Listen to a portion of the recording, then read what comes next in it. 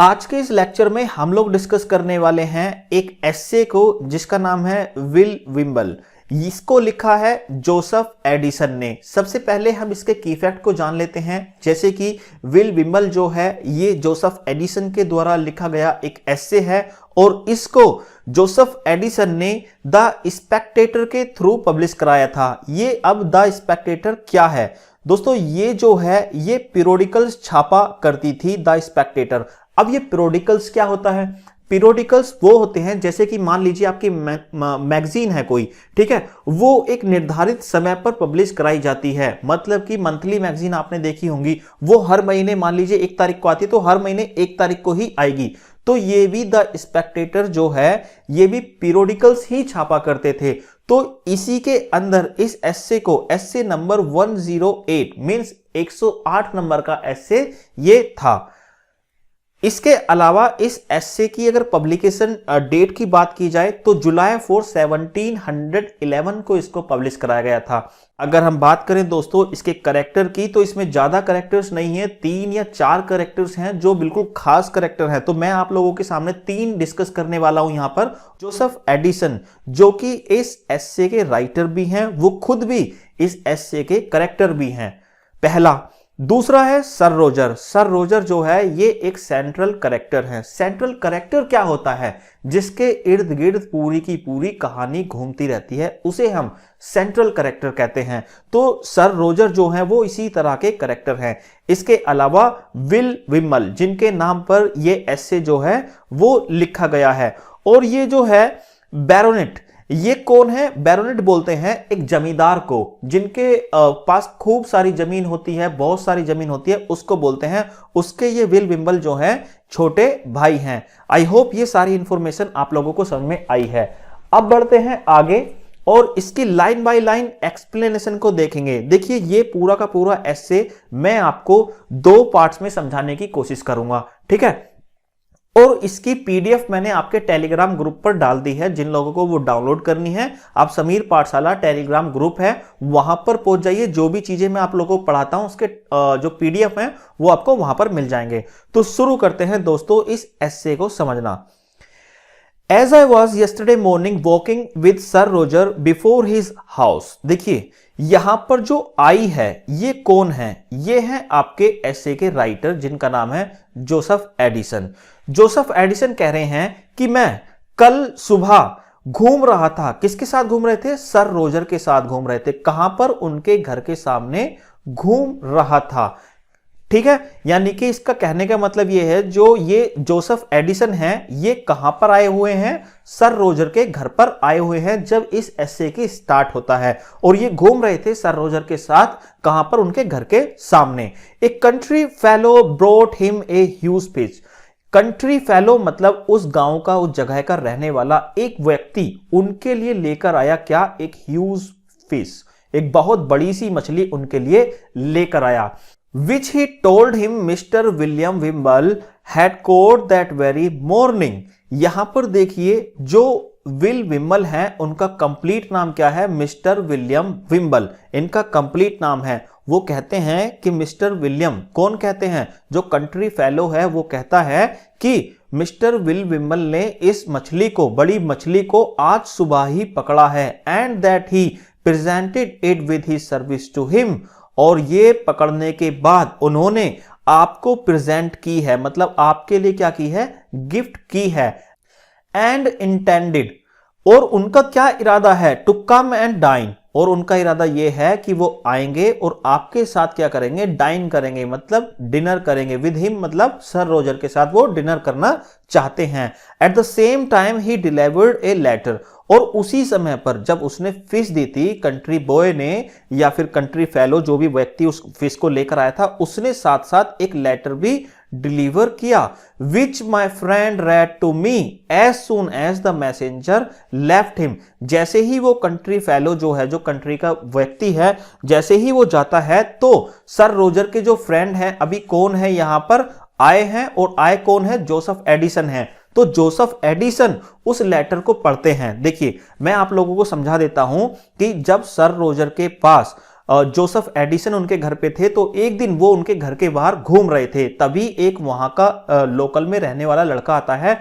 उसके हाथ में क्या होती है, एक बड़ी सी फिश होती है, और वो आकर बताते हैं कि विल बिम्बल ने आज इस फिश को सुबह ही पकड़ा है, मतलब ये ताजी मछली है और इसे आपके लिए गिफ्ट में भेजा है। और उनका इरादा कुछ ऐसा है कि वो आपके घर आएंगे और वो आपके साथ डिनर करना चाहते हैं। और उसी समय जब उसने मछली दी थी उस कंट्री फेलो ने, तो एक क्या दे दिया था, एक लेटर भी दिया था। और वो लेटर किसने पढ़ा था, वो पढ़ा था जोसेफ एडिसन ने। किसके लिए, सर रोजर के लिए इस लेटर को पढ़ा था। आई होप यहां तक आपको समझ में आया है। बढ़ते हैं आगे। अब ये है लेटर जिसको जोसेफ एडिसन पढ़ते हैं। अब लेटर शुरू होता है सर रोजर, स्टार्टिंग में लिखा हुआ है sir Roger, I desire you to accept of a jack. वो कह रहे हैं, कौन कह रहे हैं, विल बिम्बल कह रहे हैं लेटर के अंदर, आई डिजायर, मैं उम्मीद करता हूं आपसे, मेरी ये इच्छा है कि आप एक्सेप्ट करें। क्या एक्सेप्ट करें, ऑफ ए जैक, जो मछली है उसे यहां पर जैक कहा गया है। Which is the best I have caught this season, और विल बिम्बल ने लिखा है कि ये इस सीजन की बेस्ट मछली है जो मैंने आज तक पकड़ी है, तो इसे मैंने आपके लिए गिफ्ट में भेजा है। I intend to come and stay with you a week. वो कह रहे हैं कि मेरा इरादा कुछ ऐसा है कि मैं आपके घर पे आऊं और आपके साथ रुकूं। कितने दिनों तक, ए वीक तक, मैं तुम्हारे साथ एक हफ्ते तक रुकना चाहता हूं। And see how the perch bite in the black river. और वो कहते हैं, देखिए पर्च जो होती है ये भी एक तरह की मछली ही होती है। जब विल बिम्बल सर रोजर के घर पे आएंगे तो वहां पे एक ब्लैक रिवर है, तो ये क्या पकड़ना चाहते हैं, पर्च नाम की मछली को भी पकड़ना चाहते हैं। देखिए मैं आपको ये मछली दिखा देता हूं, इस तरह की मछली को हम पर्च कहते हैं, ठीक है।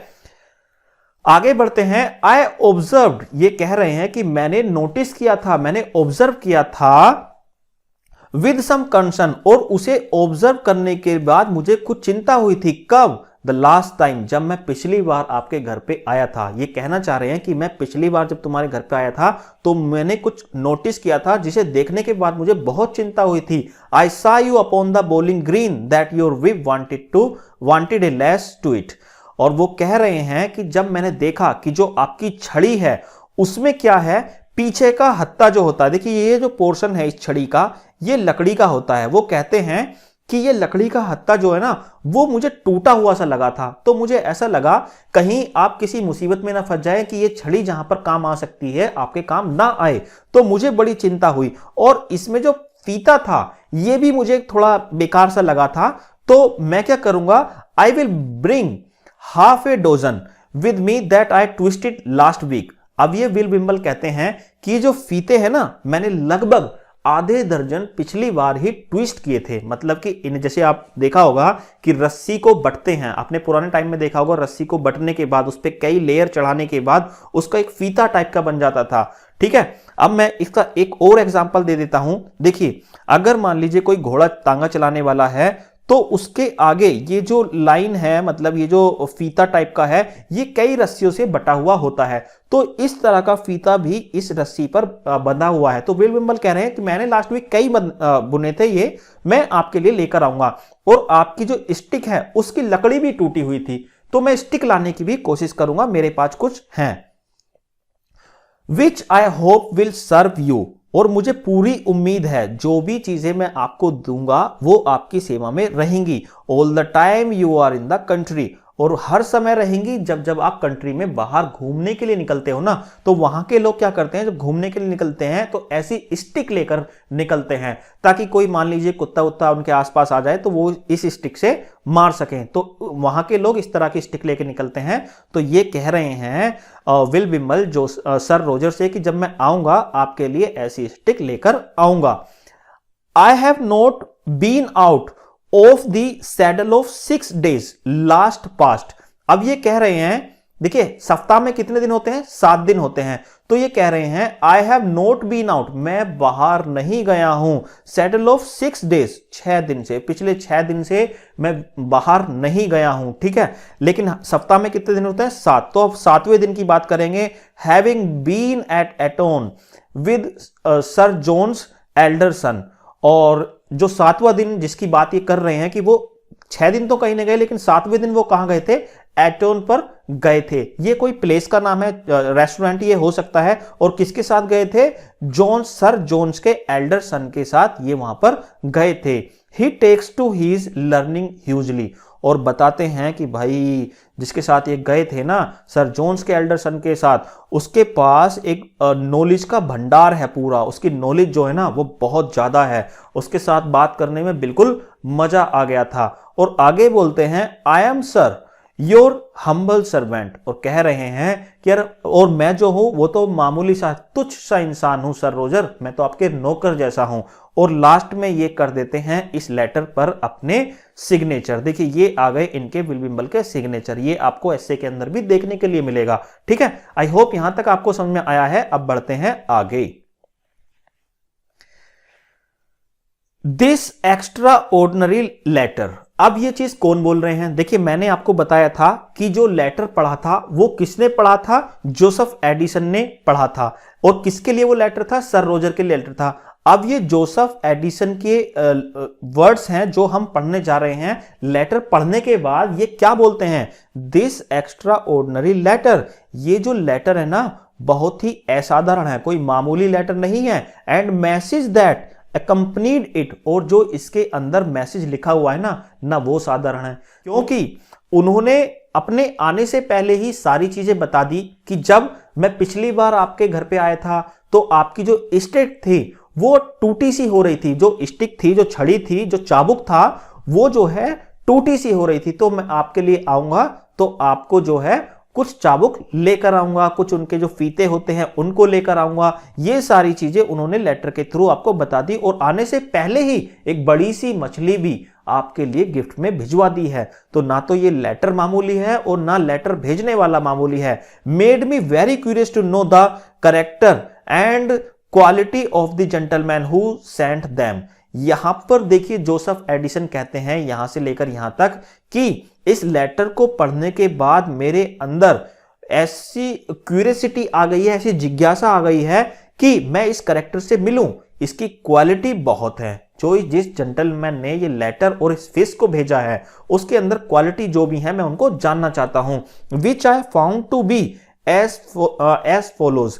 अब ये जो है इस जोसेफ एडिसन को सर रोजर बताते हैं कि ठीक है मैं तुम्हें उनके बारे में कुछ क्वालिटी बताऊंगा आज जो मैंने उनके बारे में पाई हैं।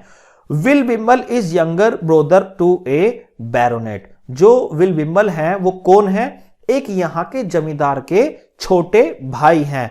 And descended of the ancient family of the Wimbles. और इनका परिवार जो है ना, देखिए यहां पर विम्बल्स फैमिली की बात हुई है। जो इनका परिवार है ना वो बहुत सालों पुराना है। कहते हैं ना कि अरे बहुत पुराना, हजारों साल पुराना हमारी परंपरा है, हमारा बहुत बड़ा खानदान है।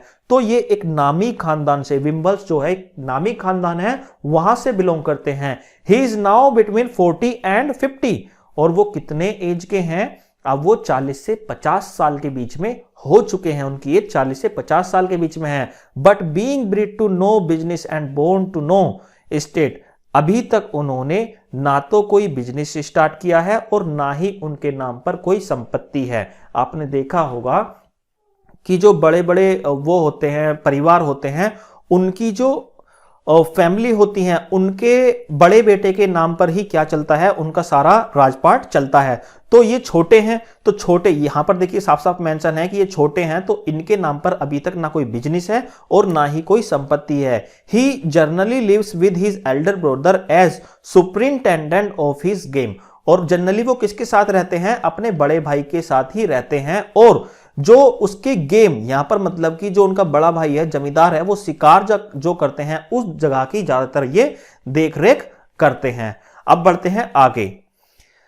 अब यहां पर विल विम्बल की कुछ और क्वालिटीज को डिस्कस किया जाएगा जो इनके अंदर क्वालिटी है।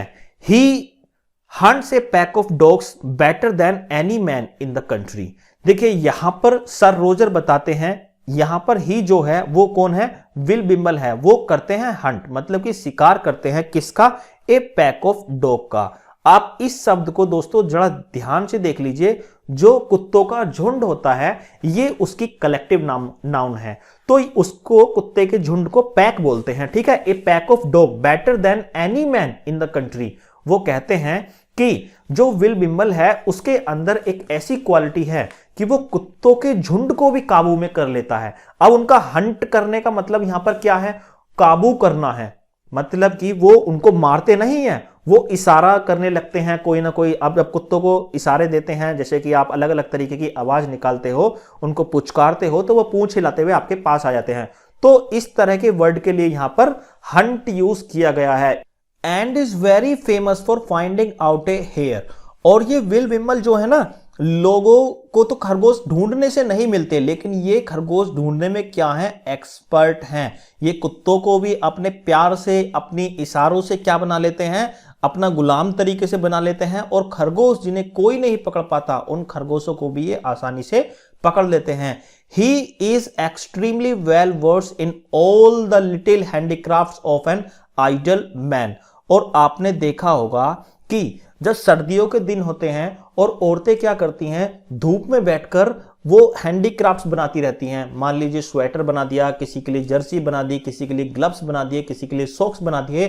तो ऐसे काम जो औरतें करती हैं, ये हैंडीक्राफ्ट्स बनाने में भी क्या है, एक्सपर्ट हैं। ये बहुत ज्यादा मतलब कारीगर टाइप के एक इंसान है। जो काम औरतें करती हैं ना, वो सारे काम ये कर लेते हैं। He makes a fly to a miracle. देखिए यहां पर ये इन्होंने कहा है।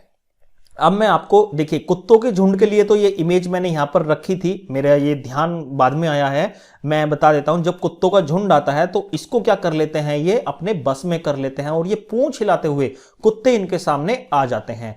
दूसरी इमेज है पतंग की। देखिए जैसे कि यहां पर साफ साफ लिखा हुआ है, he makes a may fly to a miracle. ये पतंग जो है ना, इतनी अच्छी बनाते थे कि उन्हें उड़ाने में कोई भी दिक्कत नहीं होती थी। मिरेकल का मतलब है एक जादुई पतंग की तरह, बहुत ही बढ़िया उम्दा किस्म की ये पतंग जो है बनाया करते थे। और तीसरी चीज है, and furnishes the whole country with angle rods. और जो मछली पकड़ने के लिए जो ये रोड्स है ना, ये जो है, ये जो रोड्स थी वो कैसी थी, एंजल रोड्स की तरह थी। मतलब इनसे अच्छी चीजें जो है ना, ऐसी कोई बना भी नहीं सकता था। As he is good natured officious fellow. देखिए उनका नेचर कैसा है विल बिम्बल का, वो बहुत ही गुड नेचर के आदमी हैं। और कैसे लोगों के बीच में बैठते थे, ऑफिशियस, मतलब बहुत ही अच्छे पढ़े लिखे लोगों के साथ ये बैठते हैं। And very much esteemed upon account of his family. और इनको ये इज्जत जो बख्शी जाती है, मतलब जो लोग इनकी इज्जत करते हैं वो किसकी वजह से करते हैं, इनकी फैमिली की वजह से करते हैं। क्योंकि इनकी फैमिली जो है ना, विम्बल फैमिली, वो बहुत पुरानी है, खानदानी नाम इनका अभी तक चलते हुए आ रहा है। He is welcomed guest at every house. और इनका हर एक घर में क्या किया जाता है, स्वागत किया जाता है। क्योंकि ये जहां पर भी जाते हैं ना कुछ लेकर जाते हैं, इसलिए इनका स्वागत किया जाता है। And keeps up a good correspondence among all the gentleman about him. और ये सभी के साथ अपना व्यवहार कैसा रखते हैं, एक जेंटलमैन वाला रखते हैं। किसी के साथ ये अभद्र भाषा का प्रयोग नहीं करते और ये अच्छे अच्छे लोगों में बैठते हैं। तो इन्होंने क्या कर रखा है, सभी के साथ अपना घुलना मिलना जो है वो बहुत ही अच्छी तरह से बनाकर रखा है। अब देख लेते हैं दोस्तों कुछ और आगे की लाइनें। He carries a tulip root in his pocket from one to another। ठीक है, देखिए एक टूलिप रूट होती है, यहां पर जगह नहीं है, अदरवाइज मैं आपको एक इमेज के थ्रू यहां पर लगाकर दिखा देता है इसको। एक जड़ टाइप की चीज होती है, जैसे आप लहसुन मान लीजिए, उस तरह की ये जड़ होती है। ये क्या करते हैं कि अपनी पॉकेट में रखते हैं ताकि किसी को दे सकें। ठीक है, किसी को दे सकें। अब ये कहीं भी जाते हैं ना कोई चीज लेकर जाते हैं, चाहे वो फ्री की हो। मान लीजिए पहले ये मेरे घर पर आए, मेरे घर से इन्होंने कुछ ले लिया, वो जाकर आपके घर पे दे दिया, फिर आपके घर से चले तो ये किसी और के घर पे कुछ लेके जाएंगे। तो ये ऐसा हमेशा करते रहते थे। कभी कभी काम जो है ना, ये फ्री में चला लिया करते थे। जरूरी नहीं है हर चीज के लिए पैसा वो ये खर्च करें। जैसे कि सर रोजर के घर पे ये आ रहे हैं, तो सर रोजर के घर पे आने से पहले इन्होंने मछली जो है वो खुद ने पकड़ी है। और ये जो स्टिक भी लेके जाएंगे, हमें आगे पता चलेगा कि ये कहां से स्टिक लेके जाएंगे। अब आगे पढ़ते हैं हम, कहीं कहीं पर ये टूलिप रूट लेकर जाते हैं। और exchange a puppy between a couple of friend that lives perhaps the opposite side of the country. और कभी कभी ये क्या करते हैं, पपी, जो पपी कहते हैं दोस्तों, जो यंग डॉग होता है, मतलब जिसे पिल्ला जिसे बोलते हैं हम लोग, कुत्ते के बच्चे को जो पपी बोला जाता है। तो ये कभी कभी क्या करते हैं, दो लोगों के घर पे जाते हैं और उनके पपीज को बोलते हैं कि अब ये पपी आपका पुराना हो गया है, आप इसे बदल दीजिए। तो एक दोस्त के जो उनके कपल ऑफ फ्रेंड है मान लीजिए, उनके घर पे क्या करेंगे, एक का पपी उठाएंगे दूसरे को दे आएंगे, तो बस बदल देते हैं एक दूसरे का। और वो कहां पर रहते हैं, perhaps in the opposite side of the country, और बदलते भी कैसे जगह से हैं, जैसे कि एक कोई इनका फ्रेंड इस छोर पर रहता है काउंटी के और दूसरा फ्रेंड रहता है दूसरे छोर पर, कहीं इन दोनों को आपस में पता ना चल जाए कि ये कुत्ता तो हमारा ही है। तो ये ऐसी जगह से बदलते हैं ताकि ये आपस में मिल भी ना पाए। Will is a particular favourite of all the young hairs, जो विल बिम्बल है वो किसका फेवरेट है, जो यहाँ के और भी खानदानी लड़के हैं जो यंग हैं इनकी तरह, उन सब का ये फेवरेट है, क्योंकि ये सब घूमता फिरता रहता है सारी जगह पर और इसको बात बनाना भी बहुत अच्छी तरह से आता है, ठीक है, और इसीलिए सभी लोगों का फेवरेट है। whom he frequently obliges with a net that he has weaved, और यहां पर जो इन्होंने खुद ने ही नेट को बुना है, जो ये किसी को नेट भी गिफ्ट कर देते थे ना मछली पकड़ने के लिए, किसी और तरह का नेट भी, तो ये उस नेट को खुद ही बुनकर देते थे। और a setting dog that he has made himself, या फिर जो भी वो कुत्ते जिसकी बात कही थी, इनको हंटिंग करना डॉग का तो वो तरह से आता था, तो ये पपीज को बदल देते थे, या फिर जिन डॉग्स को ये हंट करते थे उनमें से किसी को बदल देते थे। ही to now and then present a pair of garters of his own knitting their mothers or sisters। देखिए यहां पर कहते हैं कि ये जहां पर भी जाते थे तो वहां पर जाकर ये प्रेजेंट करते थे, किस चीज को, मतलब प्रेजेंट यहां पर गिफ्ट करना है, ठीक है, क्या करते थे, ए पेयर ऑफ गार्टर्स, गार्टर्स बोलते हैं सोक्स को एक तरह से मान लीजिए, ठीक है, और पेयर मतलब पेयर में ही होती है सोक्स तो, ठीक है, तो ये जाकर क्या करते थे, जो जुराब होती हैं, सॉक्स होते हैं, उनको गिफ्ट करते थे। और हीज ऑन निटिंग, यहां पर सबसे मेन चीज बात यह है कि ये खुद उन्हें बनाकर ले जाते थे। कितने एक्सपर्ट थे देखिए, ये जो भी चीज ले जाते थे, चाहे वो जाल हो चाहे जुराब्स हो, किसी के लिए भी ये बनाकर ले आते थे अपने हाथों से ही। और किसको देते थे, वहां पर जिसके घर जा रहे हैं उनकी माताओं को, उनकी बहनों को ये अपने हाथों से देते थे। And raise a great deal of mirth among them, और उनके बीच में रहकर क्या करते थे, एक मतलब कि अच्छे खासी उनके साथ क्या कर लेते थे, मजाक कर लेते थे। By inquiring as often as he meets them how they wear, और उनसे पूछते थे कि आपको पहनने के बाद, जो ये वो अपने हाथों से जुर्राब बनाकर लाए हैं, उनको पहनने के बाद उन्हें कैसा महसूस हो रहा है। These gentleman like manufacturers and obliging little humours make Will the darling of the country.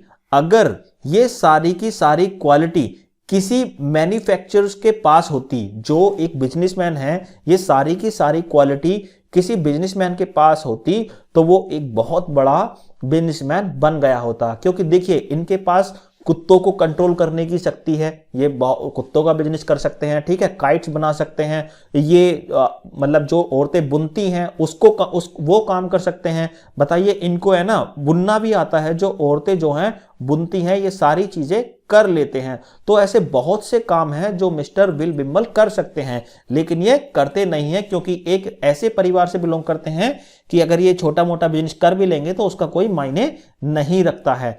तो आज की इस वीडियो में हम इस एस्से को यहीं तक रखते हैं, अगले पार्ट में हम इसे कंटिन्यू करेंगे। मिलते हैं अगले लेक्चर में, तब तक के लिए जय हिंद।